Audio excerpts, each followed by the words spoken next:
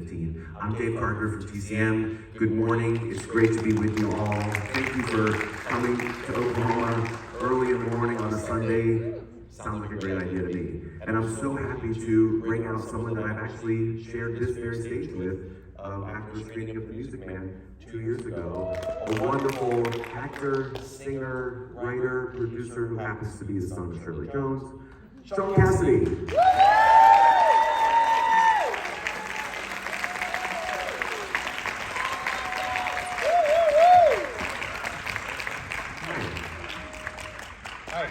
Hi, welcome.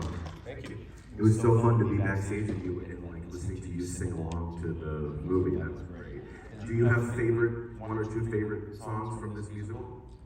I think people will say We're in Love will probably be the top of the list.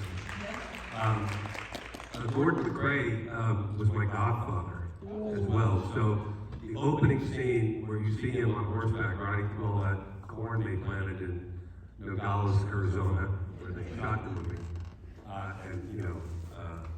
There's a bright golden haze on the meadow. It's like, right? Yeah. I think that song too. Have you ever done Rodgers and Hammerstein on stage?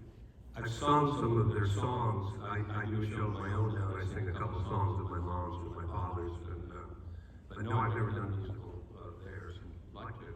You sent me backstage, without Oklahoma, I don't exist. I need to know more about that line. Well, here's a brief backstory on how my mom ended up in this movie. She's 18 or 19 years old in this movie. And she had grown up in a small town in Pennsylvania. Her father, Pennsylvania.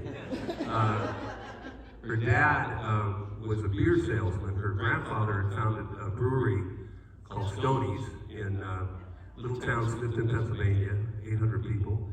And my mom was kind of the little star in the family. She would sing and dance when my grandfather used to go out and sell beer. She'd get up on the bar and sing Shirley Temple songs, and he'd sell a lot of beer. So, 18 years old, she's a beautiful woman, and she sings beautifully, and her dad and my grandmother take her to New York for a weekend, and my grandfather learns that they're holding open auditions for a touring production of South Pacific, another Rodgers and Hammerstein show, and he suggests my mother go. My mother shows up and sings for this casting director of South Pacific, who is apparently blown away, and he invites her across the street to another audition that's going on, and she walks into this massive theater. No one's in there, but there's a full symphony orchestra on the stage, and she looks out in the house and she can just make out the silhouettes of two men who turn out to be none other than Rodgers and Hammerstein. And they ask her if she knows any of their songs, and she says, yeah, I know the melodies, I'm not sure about all the words. And Oscar Hammerstein, the lyricist, screams, that's all right, I know the words. And she sang People Will Say We're in Love, and she sang, I think, something from Carousel, and they put her in South Pacific in the chorus. And then 6 months later, they called and said, we want you to play the lead in our motion picture version of Oklahoma. And my mother had done like high school theater.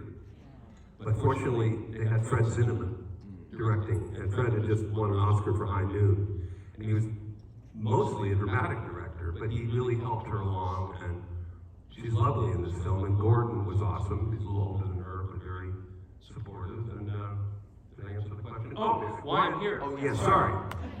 Okay, so she makes the movie, and she signs a contract with Rodgers and Hammerstein. She's the only person to ever sign an exclusive contract with them, because they want to put her in Carousel afterwards. But in the interim, they sent her to Paris to do a stage production of Oklahoma, and they cast this young actor named Shaun Cassidy to play opposite her. And during the run, my father took her to the Eiffel Tower, and he proposed, and that would be the end of a perfectly beautiful romantic story had my father not been married at the time. Shaun Cassidy. Anyway, it all worked out, and here I am. So thank you, Rodgers and Hammerstein. I mean, obviously her winsomeness and innocence helps for the role, but has she talked to you about how she felt making this this was her first film? Was she nervous? Did she feel self-possessed and confident? What was going through her mind? And my mother's pretty remarkable in that she is not like most artists in that she is sort of driven by neuroses or a need to be loved by an audience. She knows she has a God-given gift with her voice, and she is very practical.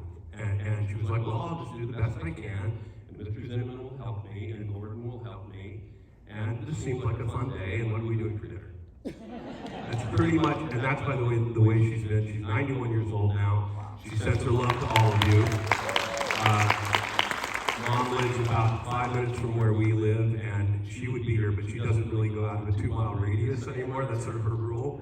But she's very grateful that you all are here for this film, and I'm grateful to play ambassador on her behalf. We love having you here. You too. As many people might be aware, the interesting thing about this film and also Carousel is that they were shot in both Todd-AO and also CinemaScope, so each scene had to be shot twice. So different takes are used in each version of the movie. So that they're basically making 2 movies at the same time. That requires a lot of patience. And it's one of the reasons why Gordon MacRae ended up starring opposite her again in Carousel. Right. Again, my mother didn't know any difference. She assumed this is how all films are made. You do one take for one version of the film and another take for another. And somewhere there's another version of this movie that's smaller, where everything's very close, but there's different takes. And when Carousel began, they cast Frank Sinatra to play Billy Bigelow. And Sinatra and my mother recorded all the songs, they pre-recorded all of them. And Sinatra showed up on day 1 and said, thank you, Frank, take 1 right there. Let's do it again here. He's like, what? Do it again. I said, I've been paid for 1 movie. And he quit. That day, first day, gone. Rodgers and Hammerstein, in a panic, called Gordon. He said, I need to lose 10 pounds, I'll be there. And he showed up a week later, and that's how Gordon ended up in Carousel along with Mom. What would you say it brings your mom the greatest happiness these days at this point in her life? Her family, for sure. She has, I think, 11 grandchildren. 2 of them are here today. I was hoping you were If it's time, you'll see the Shirley Jones gene is a powerful one. Juliet Cassidy and Maren Cassidy, are you out there somewhere? Please come up and say Will you hi. come up and say hello to this lovely audience? If any of you were here 2 years ago when we showed The Music Man, Maren, who is the youngest grandchild, was such a sport and came out wearing one of the original uniforms. Maren and Juliet Cassidy. This is Juliet, writer, director, actor, and this is Maren, an extraordinary ballerina. You're right. I'm a proud father. The genes are strong. Sorry? The genes are The strong. genes are strong, yeah, for sure. It's great to see all of you. Shaun Cassidy, as well as Maren and Juliet, everyone, thank you so much. Thanks for being here.